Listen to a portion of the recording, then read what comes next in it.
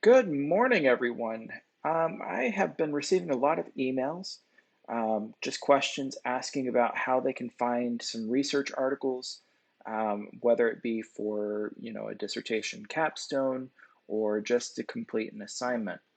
And so what I'm wanting to do today is walk you through how to find some of those research articles, so that way you can kind of go through and dig around, see what you like, and then build your research from there. So I'm going to go ahead and minimize this screen just a little bit so I can stay right here on the screen with you and get that little recording icon off, hopefully, maybe. No matter, I guess I'll float my head up a little bit. All right, so once you're logged into Blackboard, what you're going to see on here is, no, I can't get it off. All right, once you're logged into Blackboard, sorry about that. What you're going to see is that you have the option up here called libraries. You want to select that option to get to the libraries. And then you'll want to click on Jerry Falwell Library. All right, now once you're on this screen, you will see that you have the option to just search anything. But right below that, you have databases by name. So we're going to select that option for databases by name. Since we're researching for education, what we're going to do is we're going to go ahead and go down to Browse by Subject and select Education. Now, there are tons of databases here, and each one offers something slightly different. So you'll see a little description after each database. One of the key things that you're wanting to find is where it says full text articles or full text journal articles. Those are actually the best. Those are your golden nuggets, if you will. But I'm going to show you one of my favorite databases, which is the ProQuest database. So this one's education database. It says ProQuest in parentheses. Um, it is containing full text articles, dissertations, and other relevant sources. Now, what's good about this is, yes, you do have the full text articles, but you also have those dissertations. So anybody who's getting ready to do a dissertation, or you're kind of just looking at, hey, how can I structure like interview questions or focus group questions or survey questions, you can go through and try to find out what others have done and build from there. So I'm going to click into this particular database. I'm still trying to play with this little window down here, but it is not letting me get rid of that. I don't know why. Anywho. All right, so now we're in this database. You have a couple different options. It immediately takes you to what they call the basic search. You can just enter a key term, start searching for articles, and then you can even turn on full text, which is going to give you the full article, not just an abstract, and peer reviewed. Now, peer reviewed is some of the best research that you can get. However, sometimes you can't find a golden nugget in there, and you might need to pull from other sources, and that's A-OK as well, as long as it's a published journal article. I'm going to actually show you the advanced search feature though. As you can see, I was actually doing a little bit of a search earlier. I just had assessments in here just as a general search term. I didn't limit anything here, but you certainly can. There's publication date options as well. Now, I want to be very, very clear here.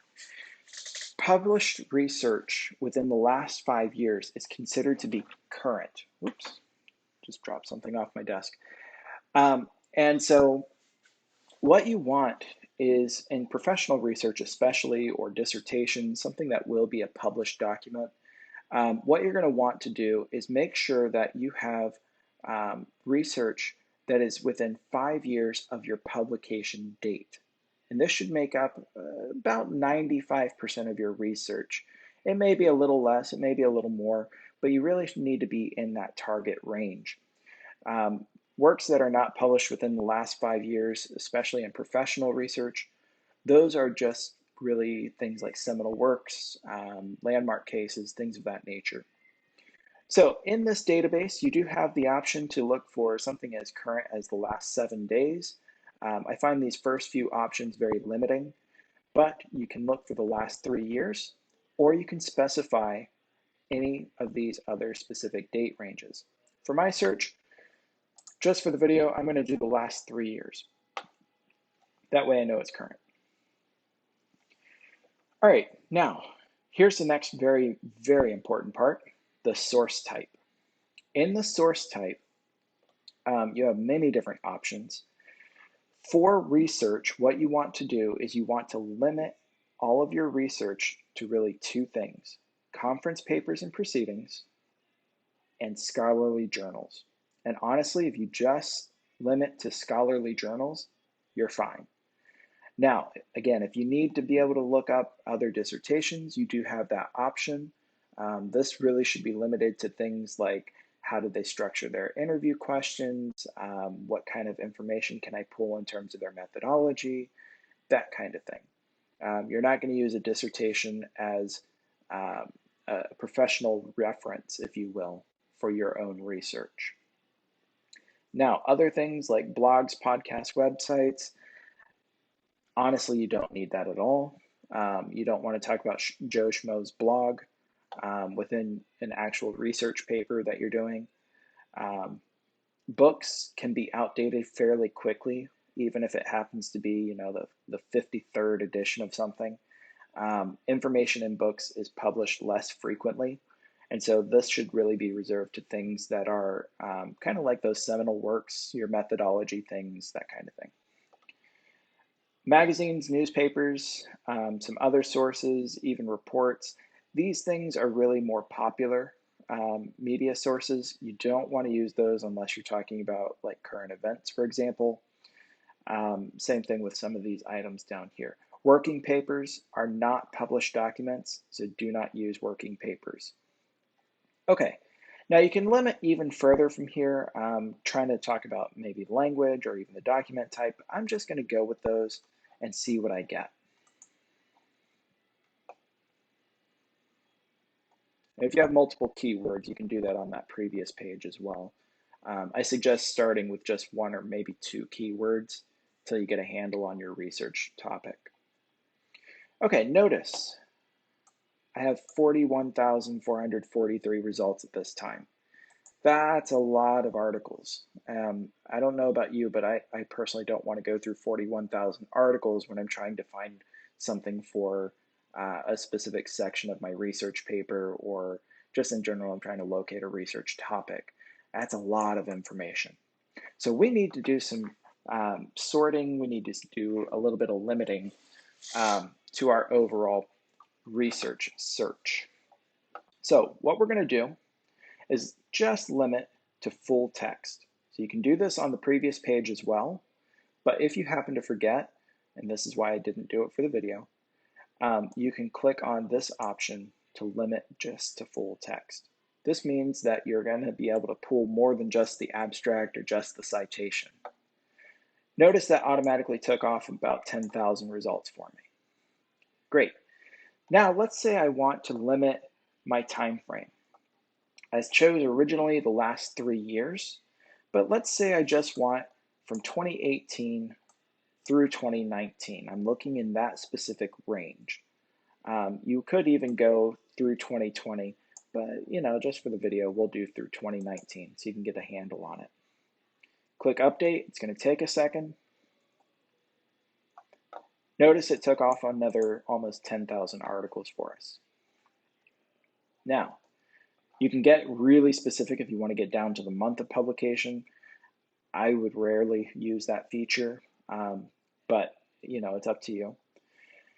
But let's say I want to look specifically at just scholarly journals. I don't really care about conference papers too much. I just want the scholarly journals. Select that option, takes a moment. Still sitting around that 22,000 mark. That's still a lot of research. But then, let's say I go down here.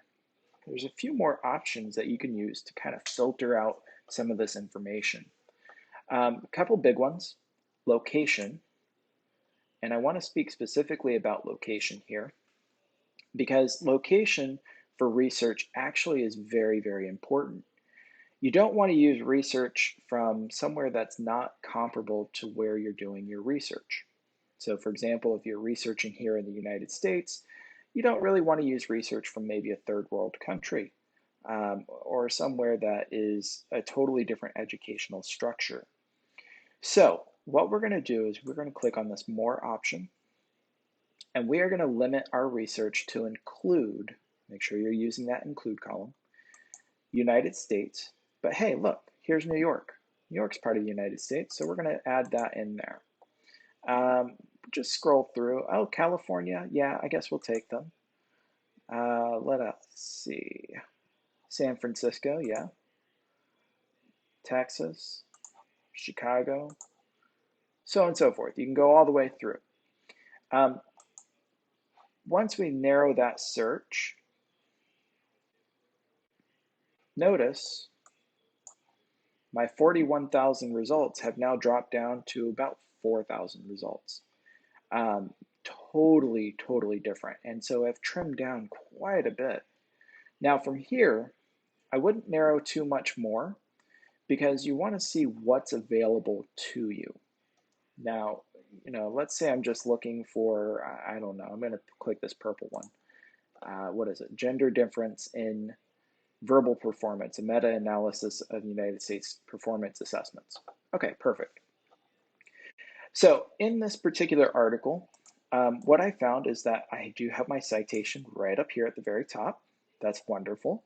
It's not fully APA formatted, so you will want to note that you will have to pull this into the proper APA format. They do have a cite option as well that you can use, or in another video, I will show you a platform that I actually prefer to use just to help me keep myself organized for research. Okay, so notice we had that full text PDF option on. Here is that full text PDF right here available to us. You can download this article, save it into your files. You can save it into, again, the program that I'm going to show you a little bit later called Mendeley. It's just basically a personal database program that I can keep all of my own research in. That way, if the internet goes out, or if I want to annotate the article, I want to highlight in the article, I can do that there. But it's good to have your research downloaded just in case. That way, you don't have to hunt for it again in case you forget to save it somewhere. Okay, so you do have all of this available to you. Now, when you're identifying the types of articles, if you're looking for, let's say, a quantitative analysis, one of the key giveaways in a quantitative analysis without even reading the article is scroll through, see if they have any charts or graphs. Something like this, for example, if they start going into like 95% confidence level or confidence interval, that's that CI. You start seeing some statistical figures in here. That's usually a pretty good giveaway, especially when you start seeing scatter plots, that there's going to be a quantitative analysis here. It could also be in the title. Same thing with qualitative studies, but the qualitative studies typically do not include lots of charts, statistical figures, things of that nature. If they include any statistics, it's usually very descriptive instead of quantitative, where it's getting into things like an ANOVA or MANOVA, linear regression, something of that nature. All right, guys, I hope you found this helpful, at least to narrow down how to find some research and also how to work through some of these database programs. Each one's a little different, but they have pretty much the same setup where you can go into those advanced searches and really narrow down what you're trying to find. The key here is narrow down, because as you saw, we had 41,000 results, and we don't have that kind of time to go through every single article. So we want to narrow down. And once you get a handle on your research, you'll notice that authors include things like keywords. You'll also be able to pull some keywords from the literature as you start doing your review. That's going to really help you to narrow down your search to begin with before you start filtering. All right, guys, good luck and happy researching.